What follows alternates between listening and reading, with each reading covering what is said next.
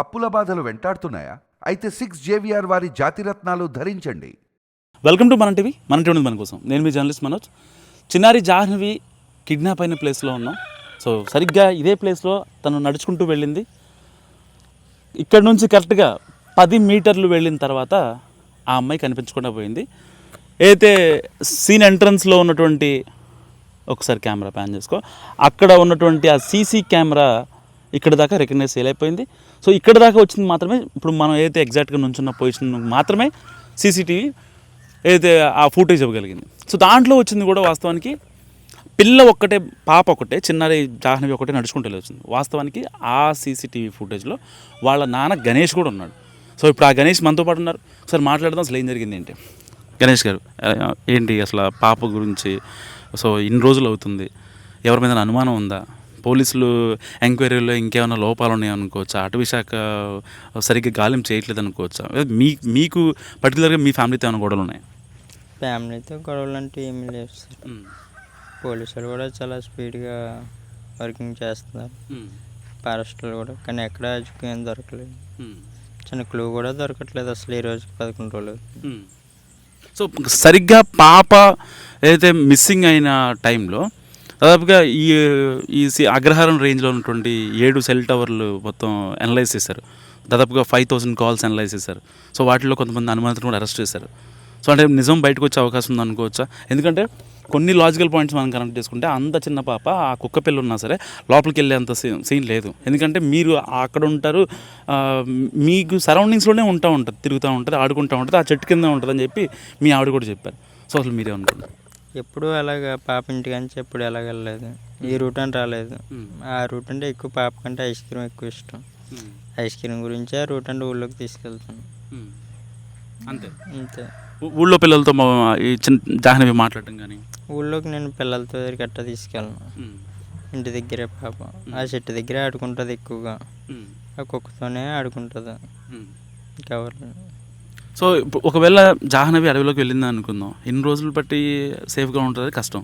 So ఏదైనా సరే ఒక స్మెల్ కావచ్చు, లేదంటే ఒక క్లూ కావచ్చు దొరికేది. సో ఎలాంటి క్లూ దొరకలేదు, అంటే చిన్నారి జాహ్నవి అడవిలోకి వెళ్ళలేదు. సో ఇక్కడ దాకా వెళ్ళి ఒక ప్రత్యేక సాక్షి ఎవరో ఆ పాప అక్కడ ఉందని చెప్పారు, మీకు ఫోన్ చేయడం జరిగింది మీ ఆవిడ. దాని తర్వాత మీరు ఎప్పుడు ఎలర్ట్ అయ్యారు? అసలు చెప్పిన అతను ఎవరు? అతనికి మీకు ఏమన్నా ఇది ఉందా? అతను ఊళ్ళో మనకి అతని పరిచయం ఏమీ లేదు. పలానా దగ్గర చూసాను, అయినా పాప అంత దూరం వెళ్ళడం కూడా తెలదు పాప. ఎప్పుడు ఆ ప్లేస్ కూడా నేను తీసుకెళ్ళలేదు, చూపించలేదు. అంత మీదకి ఎలా అవుతుంది, గడ్డి కూడా బాగా ఎక్కువ, ఎక్కడ వెళ్ళడం అన్నది సాధ్యం కాదు. కానీ ఎలాగ వెళ్ళిందో ఏమైంది అన్నది. అయినా నేను 11:50కి ఇంటి దగ్గర దింపాను పాపను. 12:25 కల్లా నాకు కాల్ వస్తుంది. ఇతను చూడడం, ఊళ్ళోకి వెళ్ళి చెప్పడం, మళ్ళీ వాళ్ళు రావడం, మళ్ళీ ఇంటికి వచ్చి నా ఫోన్ నెంబర్ తీసుకొని చేయడం.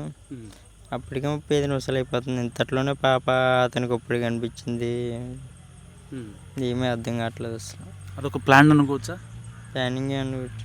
ఎందుకంటే జస్ట్ అతను చూడడం, ఇప్పుడు చూడే ఊళ్ళోకి వెళ్ళడం, కుర్రోళ్ళతో చెప్పడం, మళ్ళీ వాళ్ళు ఇమ్మీడియట్ పరిగెట్టి రావడం, నా దగ్గర రావడం. ఓకే, ఏం అర్థం కావట్లేదు. పాప కనిపించింది ఇక్కడ నుంచి ఎంత దూరం ఉంటుంది? ఇక్కడ నుంచి 1/2 కిలోమీటర్ ఉంటుంది. 1/2 కిలోమీటర్, 1/2 కిలోమీటర్ లోపలికి. అసలు ఇప్పటి వరకు పాప అలాంటి ప్లేస్కి ఎప్పుడు వెళ్ళలేదా? అక్కడికి లేదు, పుట్టిన నుంచి నేను తీసుకెళ్ళలేదు. కొండ వేరే కదా, బాగోదాలు కానీ తీసుకెళ్ళలేదు. ఓకే, దాని తర్వాత ఆయన వచ్చి మీకు ఫోన్ చేశారా, లేకపోతే మీ ఆవిడకి ఫోన్ చేశారా? అతను దగ్గర ఫోన్ లేదు. అతను ఇంకొక ఊళ్ళోకి వెళ్ళి కుర్రోళ్ళు తిప్పాడు, పలానా దగ్గర పాప ఉంది కనిపిస్తుంది అలాగని. అప్పుడు వాళ్ళు ఇమ్మీడియట్ చూసుకుంటూ వచ్చి మా ఇంటికి వచ్చి నెంబర్ తీసుకొని నాకు కాల్ చేశారు. అప్పుడు అంటే తోటలోనే ఉన్నాను, గేట్ దగ్గర ఉన్నాను కింద, కరెంట్ డిపార్ట్మెంట్ వెళ్తే. అంతట్లోనే మొత్తం ఆల్రెడీ అంతా నతికేసాం. కానీ 100 మంది ఊళ్ళో వాళ్ళు కూడా వచ్చారు, అయినా సరే చిన్న క్లూ కూడా దొరకలేదు. వర్షం కూడా గట్టి పడిపోయింది ఆ రోజే. ఆ వర్షాన్ని నెత్తుకోం ఆయన కనిపించి.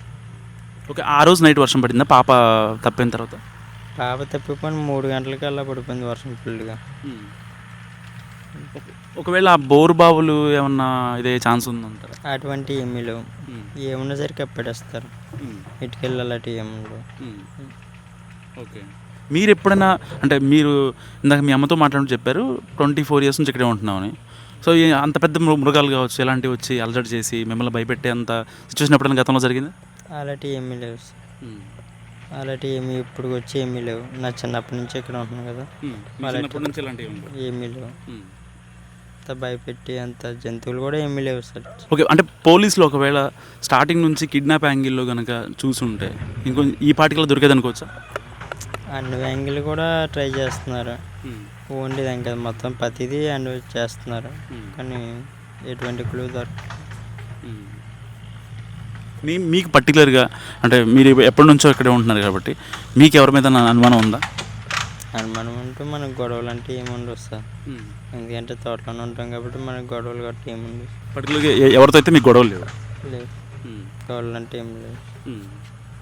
ఓకే, అంటే మీకు మనసుకు అనిపిస్తుందా పాప అయితే లోపలికి వెళ్ళలేదు, బయట ఎవరైనా కిడ్నాప్ చేసుకుంటారని? పాప అంత దూరం వెళ్ళలేదు సార్, ఎందుకంటే ఎప్పుడు వెళ్ళలేదు కూడా పాప. దానివల్ల ఏమీ అర్థం కావట్లేదు. వాళ్ళు ఎటువంటిదన్నా మనం చూడలేదు కదా సార్, ఏమైందన్నది అర్థం కావట్లేదు. పాప ఏడ్చుకున్న వేరే ఒకవేళ వచ్చినా ఇక్కడ నుంచి మళ్ళీ వెనక్కి వెళ్ళిపోద్ది తప్ప పెద్దోళ్ళు లేకుండా అంత ముందుకెళ్ళే సాహసం చేయలేదు. లేదు.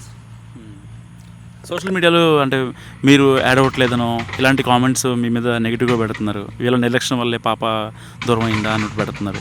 వాళ్ళకి ఏం సమాధానం చెప్తారు? ఏమో సార్, దగ్గరికి వచ్చి చూస్తానే కదా ఏదన్నా తెలుస్తుంది. ఫోన్లో వీడియో చూసి ఏదన్నా పెట్టేస్తాం. నేనన్నా ఫోన్లో వీడియో చూసి పెట్టగలను, దగ్గర వచ్చి బాధ అన్నదో తెలుస్తుంది. సో ఇది చిన్నారి తండ్రి గణేష్ చెప్తున్న మాటలు. సో మా మీద అనవసరంగా అభాండాలు వేస్తున్నారని, పాప దొరికే ఛాన్స్ ఉందని మాట్లాడుతున్నారు. సో కెమెరామెన్ నాయుడుతో మనోజ్, మనం టీవీ, తుని.